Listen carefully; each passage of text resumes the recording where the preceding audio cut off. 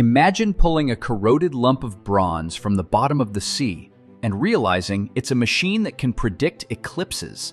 Not a myth, not a metaphor, a real, gear-driven computer built more than 2,000 years ago, so complex that for decades, experts argued it couldn't possibly be ancient. So who made it? Why was it on a shipwreck? And how did something this advanced vanish from history? The object is called the Antikythera Mechanism, named after the Greek island near the shipwreck where divers found it in 1901. At first glance, it looked like scrap, green corrosion, broken plates, and gears fused into a lump. But inside were precision-cut teeth, like a clock, centuries before Europe's first true clocks. This matters because it punches a hole in the neat timeline we're taught. Ancient people did philosophy in temples, modern people did machines.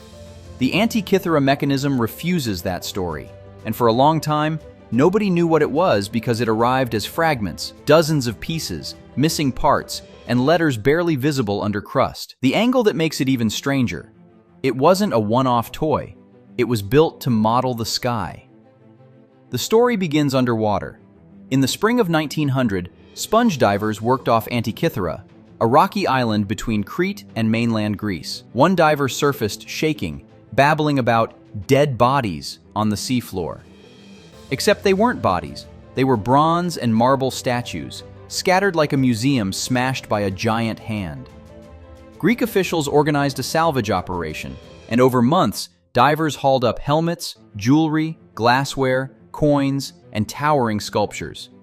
It was a Roman-era cargo, likely headed west, wealth in transit. Then, in 1901, among the glamorous finds, someone noticed a small, unglamorous clump, bronze shards stuck in hardened sediment. Here's where it gets weird. When the lump dried, it cracked open, and inside, researchers saw gear teeth, real ones. In 1902, archaeologist Valerio Stice inspected it and suggested the impossible, that this was an ancient astronomical instrument. Many dismissed the idea. Ancient Greeks making geared computers? Sure, and next you'll tell me they had smartphones. But the gears didn't care about anyone's disbelief. They were there, and the fragments went into a museum, waiting for someone to prove what they actually were. Decades passed, and the mechanism became a kind of academic dare. People sketched it, argued about it, and hit a wall. Corrosion hid the details, and missing pieces made it feel like trying to understand a watch after it's been through a blender. Then technology caught up. In the 1950s, physicist Derek de Solla Price used X-rays to see through the crust. He realized the gears weren't random. They formed a system, a machine with purpose. Later, sharper imaging, like 3D X-ray tomography, did something even more dramatic. It revealed writing. Tiny Greek inscriptions, packed like an instruction manual stamped into metal. Now pay attention to this. The mechanism wasn't just counting days, it was modeling cycles. The front dial tracked the zodiac and the calendar. It could show where the sun and moon would be, even the moon's changing phase. That last part is wild because it required a trick. Gears that don't just spin smoothly, but simulate the moon's uneven speed across the sky. And on the back? Spiral dials that tracked longer rhythms, the Metonic cycle for aligning lunar months with solar years, and the Saros cycle for predicting eclipses. Not, the moon might do something, actual eclipse timing windows. At this point, it's no longer a curiosity, it's a working theory of the cosmos, in bronze. So how do you build a device like this in the ancient world? You need skilled metalworkers, mathematical astronomy, and the confidence to turn abstract cycles into hardware. The Greek world had all three. By the time this mechanism was made, likely around 150 to 100 BCE, Greek astronomers had been mapping the heavens for centuries.